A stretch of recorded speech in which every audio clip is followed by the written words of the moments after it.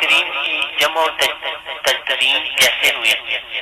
نزول قرآن کے آغاز سے ہی صحابہ کرام رضوان اللہ علیہم اجمعین کا معمول تھا کہ جو حصہ نازل ہوتا اسے فوراً یاد کر لیتے۔ سینکڑوں بلکہ ہزاروں کی تعداد میں صحابہ کرام کو قرآن مجید مکمل طور پر حفظ تھا۔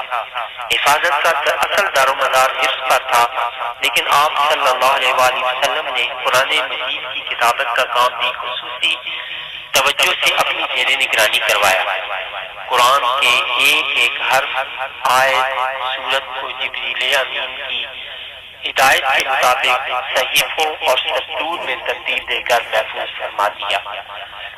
صحابہ کرام رضوان اللہ علیہم اجمعین فرماتے ہیں کہ آپ صلی اللہ علیہ وآلہ وسلم قرآن مجید کی کتابت کرواتے اور ہم میں سے ہر ایک کے نسخے کو سماعت فرماتے۔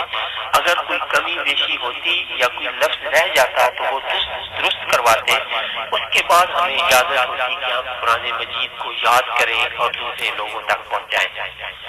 حضرت ابو بکر صدیق رضی اللہ تعالیٰ عنہ کے دور میں مسلمہ کذاب کے خلاف لڑی جانے والی جنگ یمامہ میں 700 ایسے صحابہ کرام شہید ہو گئے جو حفاظ قرآن تھے۔ تو اس نازل صورتحال کو بھانپتے ہوئے قرآن مجید کو جمع کرنے کی طرف توجہ ہوئی۔ حضرت صحیح بخاری میں ہے کہ حضرت زید بن ثابت رضی اللہ تعالیٰ عنہ سے مروی ہے کہ جنگ یمامہ کے بعد حضرت ابو بکر صدیق رضی اللہ تعالیٰ عنہ نے مجھے بلایا۔ حضرت عمر فاروق رضی اللہ تعالیٰ عنہ بھی تشریف فرما تھے۔ حضرت ابو بکر صدیق رضی اللہ تعالیٰ عنہ نے فرمایا، جناب فاروق میرے یہاں آئے اور فرمایا جنگ یمامہ میں کثیر ایسے صحابہ نے شہادت پائی ہے جو حافظ قرآن تھے۔ اگر حفاظ قرآن کی شہادت کا یہی عالم رہا تو قرآن کا کچھ حصہ ضائع ہو جانے کا خدشہ ہے، اس لیے قرآن کریم کو یاد کر لینا چاہیے۔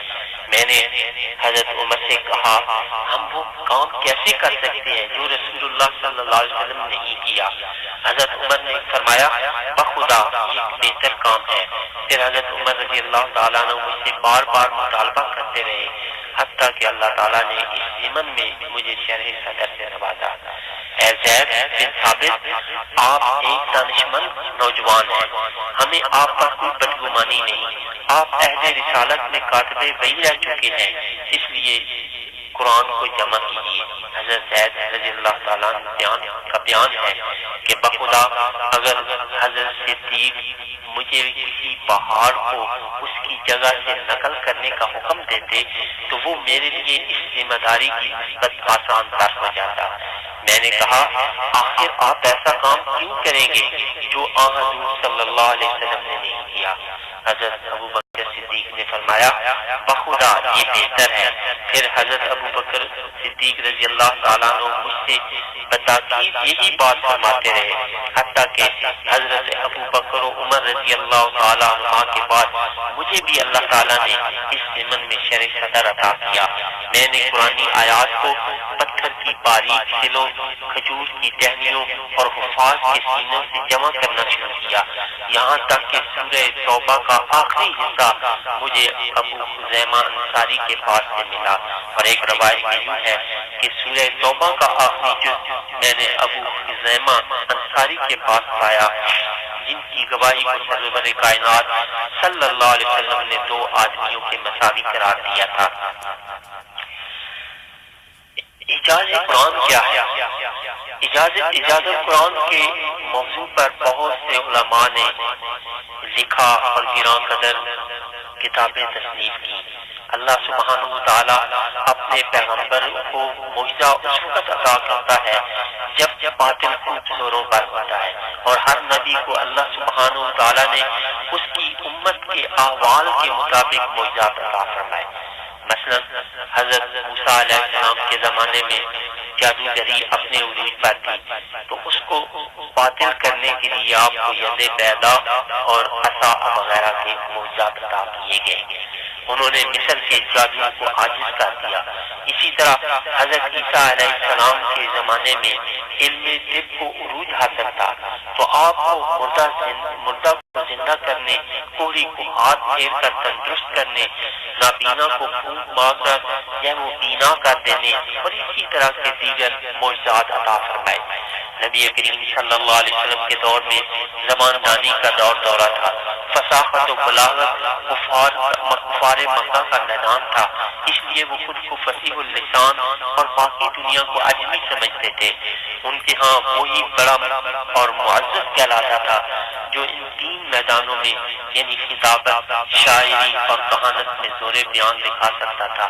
ان کے رد کے لیے اللہ سبحانہ و تعالیٰ نے نبی کریم صلی اللہ علیہ وسلم کو قرآن مجید سے نوازا، جو فصاحت و بلاغت اور حسن بیان میں بے مثال تھا۔ نہ صرف اسلوب بیان میں انفرادیت کا حامل تھا، بلکہ ان حقائق کو واضح کرتا تھا جن کی انسانیت کو ضرورت تھی۔ ایسا کلام جس کی علم اور عقل تصدیق کرتے تھے، جس کی عظمت، نظم کے کمال، اسلوب کی بلندی، زور بیان کے سامنے بڑے بڑے دشمن اسلام سر تسلیم خم ہو گئے۔ قرآن مجید کی آیات مختصر، جامع اور معنی کے لحاظ سے ایک شاہکار ہے۔ یہ کلام نہ صرف وسعت اور گہرائی میں بلند ہے، بلکہ الفاظ اور خیالات کی آپس میں مکمل ہم آہنگی ہے۔ علوم قرآن مجید جہاں انسانوں کو اللہ سبحانہ و تعالیٰ کی پہچان کرواتا ہے، انسانیت کو راہ ہدایت دکھاتا ہے، وہاں یہ ہر قسم کے علوم و معارف کا سرچشمہ بھی ہے۔ ابتدا سے ہی صحابہ کرام، تابعین، تبع تابعین اور سینکڑوں علماء اسلام دنیا کے سامنے قرآن سے اخذ کردہ اتنے علوم و فنون دنیا کے سامنے پیش کیے کہ جن کی مثال پہلے کہیں موجود نہ تھی۔ مثلا علم اللغہ، صرف، نحو، مخارج حروف، عموم و خصوص، حقیقت و مجاز، ظاہر، باطن، مفصل و مجمل، نکاح و طلاق، تقسیم وراثت، محکم و متشابہ، امر و نہی، ناسخ و منسوخ، حلال و حرام، امثال و حکم، وعدہ و وعید، میراث وغیرہ سینکڑوں علوم ہیں جو علماء نے گنوائے ہیں، اور ان سب کا ماخذ مرجع قرآن مجید ہی ہے۔ علماء کی ایک بڑی جماعت اس بات کی قائل ہے کہ وہی شخص تفسیر القرآن کر سکتا ہے جو ان علوم میں مہارت رکھتا ہو، اور تفسیر کرنے کے لیے مندرجہ ذیل علوم کا جاننا بے حد ضروری ہے، ورنہ اس کے لیے علوم قرآن کی تفسیر جائز نہیں ہے۔ بلکہ علماء ایسے شخص سے تفسیر سننا بھی جو ہے وہ جائز قرار نہیں دیتے، کیونکہ وہ اپنے ناپختہ علم کی بنا پر امت مسلمہ کی گمراہی کا باعث بن سکتا ہے۔ علم تفسیر، امام بدر الدین زرکشی نے تفسیر کی تعریف البرہان میں یوں بیان کی ہے کہ تفسیر ایسا علم ہے جس کی مدد سے اللہ کی کتاب جو نبی پر نازل ہوئی کا فہم حاصل ہو، اس کے معنی سے واقفیت ہو، اس کے احکام نکالے جائیں اور اسے بیان کی جائیں۔ الاتقان میں علامہ جلال الدین سیوطی نے علم تفسیر کی تعریف یوں بیان کی ہے کہ تفسیر ایسا علم ہے جس میں قرآنی آیات کے نزول، اسباب نزول، آیات مکی و مدنی، محکم و متشابہ، ناسخ و منسوخ، خاص و عام، مطلق و مقید، مجمل و مفصل، حلال و حرام، وعد و وعید، امر و نہی، عبرت و امثال وغیرہ سے بحث کی گئی ہو۔ تفسیر کے لغوی معنی ہے کسی چیز کا کھولنا، ظاہر کرنا، بیان کرنا، اور اصطلاح میں تفسیر قرآن کے معنی ہے قرآن کریم کے معانی کو بیان کرنا اور حکم الہی کو جاننا۔ تفسیر کے ساتھ تعبیر کا لفظ بھی استعمال ہوتا ہے جس کے لغوی معنی ہے پھیرنا، لوٹانا، اور اصطلاح میں تعبیر کے معنی ہے قرآن کریم کے الفاظ اور جملوں کو ان کی اصل مراد کی طرف لوٹانا۔